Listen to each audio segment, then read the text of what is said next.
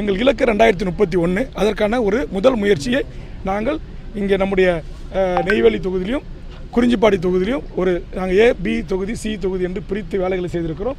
அதில் இங்கே இருக்கிற ஒரு 18 தொகுதிகளை A தொகுதிகளாக நாங்கள் தேர்வு செய்திருக்கிறோம். அதில் நெய்வேலி நம்பர் 1, நம்பர் 2 குறிஞ்சிப்பாடி என்று எங்கள் A தொகுதி வரிசைகள் தொடர்கிறது.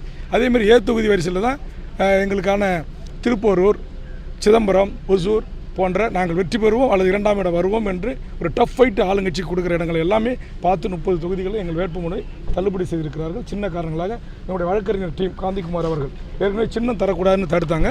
அது உயர்நீதிமன்றத்தில் 3 முறை வழக்கை போட்டு அவசர வழக்காக நீதியரசர்கிட்ட கொண்டு வந்து நீதிமன்ற உத்தரவு பெற்று தான் நாங்கள் வேட்புமனு தாக்கல் பண்ண 3ஆவது நாள் தான் எங்களுக்கு சின்னமே கிடச்சிது. அதுக்குள்ளே நாங்கள் இந்த 10 நாட்குள்ளே அந்த சின்னத்தை 234 தொகுதிகளையும் மக்கள்கிட்ட கொண்டு போய் சேர்த்துருக்கிறோம்.